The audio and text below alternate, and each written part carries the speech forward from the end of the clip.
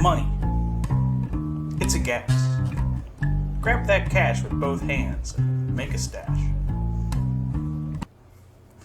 There's a lot of words associated with money, and all of them are weird and unique. And I say that about a lot of things, and I realized recently that's kind of an absurd thing to say. Like, of course, words are unique, but why don't we ask ourselves where do those words come from? Like penny. Where did the word penny come from? Well, it's short for pence. It's like the plural of pence. And even though in America we haven't used British currency for a very long time, we have that holdover from when we did, which I think is really interesting. And of course, a quarter is a quarter of a dollar, and a nickel is made out of nickel. But what the heck is a dime? The first time that the word dime was used in English was in the 14th century, and it meant tithe or tenth. This makes sense, it's a tenth of a dollar. That word came to us from the Old French dixième, which comes from the Latin decima, which comes from the Proto-Indo-European decum, which means and also led to the word 10. So that means that dime, teenager, 10, decimal, and December all come from the same word. Well, not entirely, all parts of those words, but part of that word is related. What about the word money? Where does that come from? Well, it comes to us from the Old French money, which comes from the Latin moneta. And this is where we get words like mint and monetize, as well as where the Spanish get the word for coin, moneta. This Latin word moneta was interesting. It was a title given to the goddess Juno, the wife of Jupiter. Sometimes she was called Juno Moneta, or I guess maybe Juno Moneta, depending on which Latin you're speaking.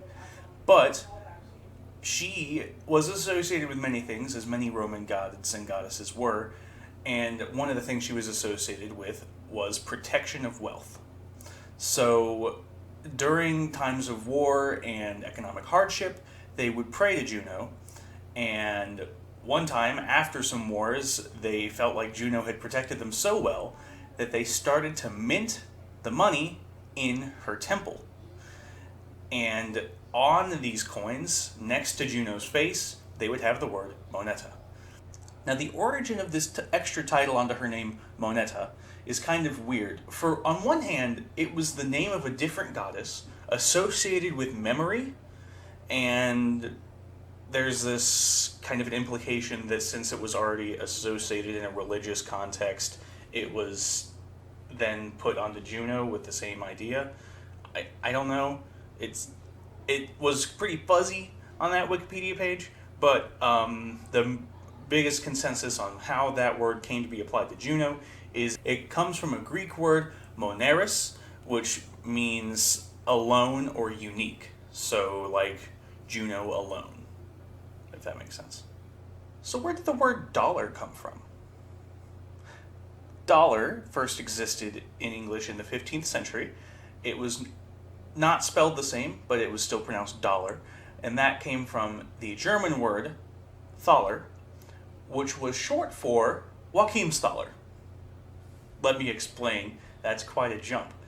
There was a city in Bohemia named St. Joachimsthal. So what that meant was St. Joachim's valley, or dale. So that ending there, tall, I might have said thal earlier, I meant to say tall. I'll have it written on the bottom.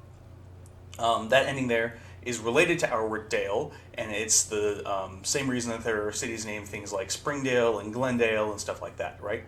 So the city was St. Joachimsthal, and next to that city was a silver mine. And they would mine the silver and mint it into coins in the city, and that coin became known as a Joachimsthaler, which means something from Joachimsthal. Then that got shortened because I just imagine Germans like, wie viel Joachimsthaler, like, that's so much. Can I just say taller, please? Yeah, sure, that works for me. Moving on, the word bank. Why are these two things the same thing? And where did it come from? Well, spoiler alert, they came from the same Germanic root, but they didn't come into English the same way. It's a complete coincidence that they're still spelled the same and pronounced the same.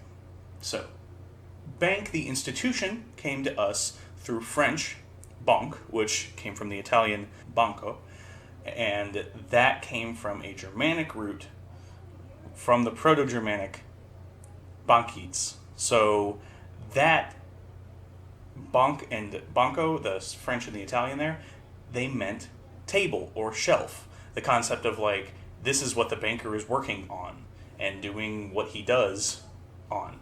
So that's how the name of the institution came to be. And that Germanic root has the same basic meaning, but not necessarily with just things that are man-made, right? So like the Italian and the French, that means like a table that's built, but in the Proto-Germanic it could also be like a natural shelf of land, like next to a river, like a river bank. Get it now? Okay. There's also that, and then that came into English through the regular Old English Germanic route, and then the bank came in through the French.